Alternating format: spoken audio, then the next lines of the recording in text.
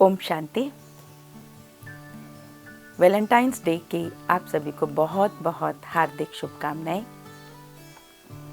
Valentine's day पर हम सभी आपस में एक दूसरे के साथ अपनी फीलिंग्स को शेयर करते हैं, और जब अपनी फीलिंग्स को हम किसी कारण से नज़दीकी से शेयर नहीं कर पाते हैं तो हम एक दूसरे को अनसाइंड ग्रीटिंग कार्ड्स भी भेजते हैं। और ग्रीटिंग कार्ड्स भेजने के पीछे हमारा एक ही भाव होता है कि हम आपको बहुत ज़्यादा अपने दिल से प्यार करते हैं।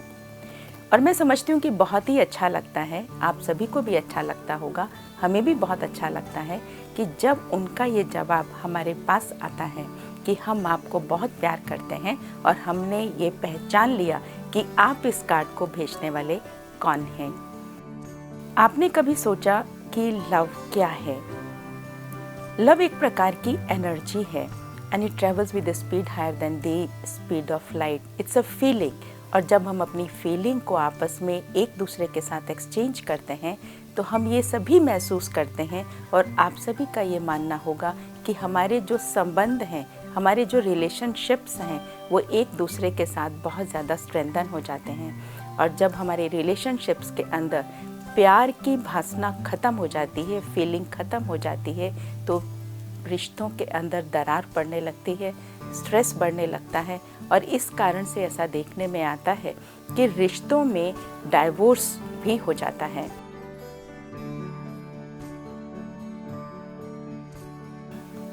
लव को एक्सप्रेस करने के कई तरीके हैं। आपने महसूस किया होगा कि जब हम एक दूसरे को बहुत अच्छी रीति से अंडरस्टैंड करते हैं, मैं आपकी बात को अंडरस्टैंड करती हूँ और आप मेरी बात को अंडरस्टैंड करते हैं, तो हम आपस में एक दूसरे के नज़दीक आते हैं और हमारे दिल से ये बात निकलती है कि हाँ, आपने मेरी बात को समझा। इसी प्रकार से जब किसी से कोई गलती हो जाती है और मानो हम उसको माफ़ कर देते हैं, तो भी हम कहते हैं कि वाह, कमाल है आपकी कि आपने मेरी बात को समझा और आपने ये समझा कि मैंने इस गलती को जो किया ये जान कर के नहीं किया। इसी प्रकार से यदि हम रिस्पेक्ट की बात को लें, अगर हम छोटे का, बड़े का, हर एक का अगर हम रिगार्ड करते हैं तो रिगार्ड करने से भी हम एक दूसरे के नज़दीक आते हैं। लोगों ने भगवान से भी प्यार किया, वो भी एक प्यार का तरीका है। मीरा ने तो ऐसा भगवान से प्यार किया कि उसने उसको अपना प्रीतम ही मान लिया। लेकिन वास्तव में जब प्यार की परिभाषा शुरू हुई थी, प्यार की बात सामने आई थी, तो ये इसी बात को लेकर के आई थी कि हमें सबके साथ प्यार करना चाहिए, पूरा विश्व हमारा एक परिवार है। लेकिन धीरे धीरे जब हम लोग अपनी बॉडीज़ में और बाहरी मटेरियलिज्म से इन्फ्लुएंस्ड होते चले गए, तो हमारे अंदर में ये भावनाएं बहुत ज़्यादा बढ़ती चली गई, और अटैचमेंट का भाव आने की वजह से हमने इसका एक बहुत ही सीमित, लिमिटेड रूप बना दिया। इसलिए कई लोगों का ये मानना है कि फिज़िकल लव इज़ लव, और जब आप इसको जितना ज़्यादा करते हैं तो आप उतना उस एक दूसरे के करीब आते हैं। पर हम लोग कई बार ऐसा देखते हैं कि हम फिज़िकली एक दूसरे के नज़दीक भी रह रहे होते हैं, लेकिन मेंटली जब हम एक दूसरे के नज़दीक नहीं होते हैं तो फिज़िकली रहते हुए भी हमारे संबंधों के अंदर टेंशन बनी रहती है। और यदि अब हम एक दूसरी सिचुएशन को लें, आप मान लो फिज़िकली बहुत एक दूसरे से दूर हैं और मेंटली आप दूर रहते हुए भी एक दूसरे के करीब हैं, तो भी आप आपस में प्यार को बनाए रख सकते हैं। लव को यदि हम लोग अटैचमेंट के रूप में लेते हैं तो देन इट इज़ रॉन्ग।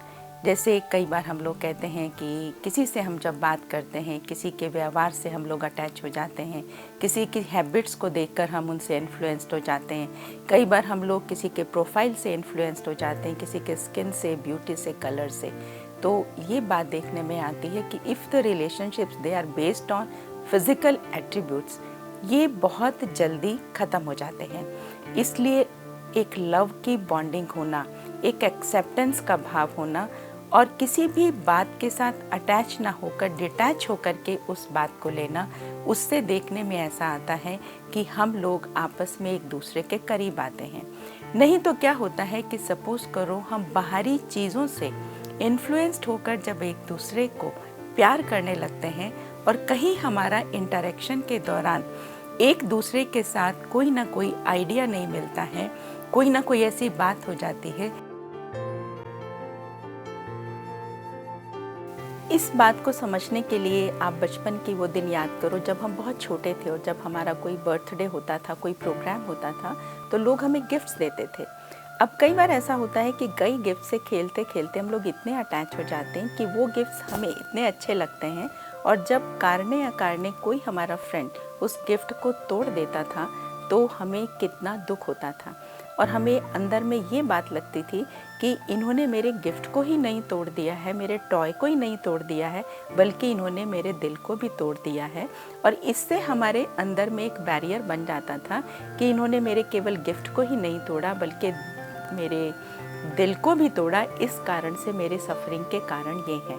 अब यदि इसी बात को अगर हम अपने डे टू डे लाइफ में अप्लाई करें तो ऐसा देखने में आता है कि आज बहुत सी बातें हमारे मन में लोगों के प्रति आ जाती हैं, जिस कारण से हमारे मन में मेंटल ब्लॉक्स बनते चले जाते हैं, और हम जब उनसे फिज़िकली दूर होते हैं तो साथ साथ जब मेंटली भी दूर होते चले जाते हैं, और हमें ये लगता है कि जब भी हम इनसे बात करते हैं तो ये कोई ऐसी बात कर देते हैं जो मेरे मन को अच्छी नहीं लगती है, तो हम आपस में एक दूसरे के साथ डिस्टेंस मेंटेन करना शुरू कर देते हैं। और एज ए रिज़ल्ट आज देखने में ये आ रहा है कि किसी को आज हम ज़्यादा प्यार देते हैं, जो हमें बहुत ज़्यादा अप्रिशिएट करते हैं, जो बहुत ज़्यादा हमें हर बात में चाहते हैं, हमें एनकरेज करते हैं, और जो किन्हीं लोगों को हम थोड़ा सा कम प्यार करते हैं, और किन्हीं लोगों के सामने तो हम बिल्कुल ही आना नहीं पसंद करते।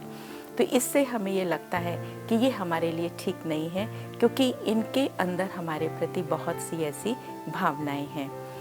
अब कहने में ये सब बातें जब आती हैं हमारे सामने, तो इससे आज देखने में क्या आ रहा है कि लोगों के अंदर आइसोलेशन बहुत बढ़ता चला जा रहा है, और जिस कारण से पारिवारिक टेंशन, पर्सनल टेंशन ये बहुत ज़्यादा बढ़ती चली जा रही है। क्यों नहीं हम इस लव को हम लोग एक यूनिवर्सल लव के रूप में लेकर के चलें? Why don't we take it like this कि जब हम अपने आप से प्यार करना शुरू करते हैं, हम इस बात को भूल जाते हैं गिविंग इज रिसीविंग। कई बार हम ये सोच लेते हैं कि हम किसी को कब तक प्यार देते रहेंगे, वो भी तो हमें करे ना। लेकिन जब हम इस बात को भूल जाते हैं कि जब हम किसी को देते हैं तो देने से मेरे अंदर में पहले एक पॉजिटिव एनर्जी का भाव पैदा होता है, मेरे अंदर में एक प्यार की भावना पैदा होती है, बिकॉज इट्स ए फीलिंग। और जब हम दूसरों को देना चाहते हैं तो वो प्यार की फीलिंग मुझे अपने अंदर में बहुत कुछ सिखा जाती है, और जब हम दूसरे को देते हैं तो उससे हमारी जो बॉन्डिंग है वो बहुत स्ट्रांग हो जाती है। लेकिन जब हम लोग मन के अंदर ये भाव लेकर के चलते हैं कि इनको हमें देना है, तो उस समय हमारा दिमाग जो है वो ये सोच रहा होता है कि हम इनको दे रहे हैं लेकिन इनको भी तो हमें देना चाहिए। इस कारण से हम ऐसा महसूस करते हैं कि रिलेशनशिप्स के अंदर हम कब तक एक दूसरे को देते रहें। लेकिन जब हम थोड़ा सा इससे ऊपर उठकर, सोसाइटी में एक ऐसे लोग भी होते हैं जो अपने से भी प्यार करते हैं और साथ साथ फैमिली अफेक्शन पर भी ध्यान देते हैं।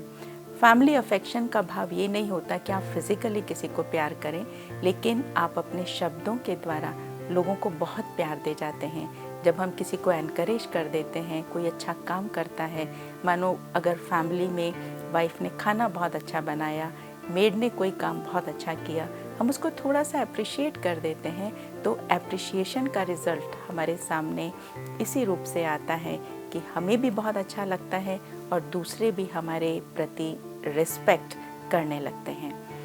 इसी तरह से हम लोग अगर और आगे बढ़ें इसी बात को लेकर कि जब रिलेशनशिप्स में हम लोग अगर अपने समाज को, सोसाइटी को अपना समझते हैं, बहुत लोग ऐसे होते हैं जो समाज के लिए बहुत काम करते हैं। इसका मतलब वो एक ये समझते हैं कि ये जो समाज है, सोसाइटी है, ये भी हमारी फैमिली है और हमें उनको कुछ ना कुछ अपने से देना चाहिए, बिकॉज गिविंग इज़ रिसीविंग। देने से चीज़ बढ़ती है, और जब हम इस प्रिंसिपल को अपने जीवन में अपना लेते हैं तो वो लोग समाज के अंदर ज़्यादा संतुष्ट रह पाते हैं। इसी प्रकार से ये विश्व भी हमारा एक परिवार है। यदि ये भी फीलिंग हम अपने अंदर में डेवलप करके चलते हैं तो उससे भी हमारे में देने का भाव और कई ऐसी बातें जिनके अंडर में जिनके इन्फ्लुएंस में आकर हम लोग गलत काम कर जाते हैं। हम लोग एक आपस में लिमिटेड भाव से, सीमित भाव से एक दूसरे को प्यार करने लगते हैं। वो भावनाएं हमारी एक बेहद की भावना के रूप में परिवर्तित हो जाती हैं। पर अब प्रश्न ये उठता है कि ऐसी भावनाएं जिसमें हम सभी को प्यार कर सकें, क्या हम इनको फिर से उजागर कर सकते हैं? और क्या ये पॉसिबिलिटी है कि हम सबके साथ, अपने क्लोजेस्ट रिलेशंस के साथ भी, अपने साथ भी, समाज के साथ भी, देश के साथ भी और स्वयं परमात्मा के साथ भी रिलेशनशिप को अच्छा बनाए रखें, उस प्यार को बनाए रखें? हम सभी इस बात को जानते भी हैं और समझते भी कि भगवान के लिए कहा जाता है गॉड इज लव, और लोगों ने उसको इसी रूप से माना है कि भगवान को हम इसलिए याद करते हैं क्योंकि उससे हमें प्यार महसूस होता है। अब भगवान कोई फिजिकल हस्ती तो है नहीं। भगवान से जो हमें प्यार मिलता है, जो अनकंडीशनल लव होता है, वो हमें फिजिकल फॉर्म में नहीं मिलता है। उसकी जो सस्टेनेंस मिलती है, ये हम सभी महसूस करते हैं।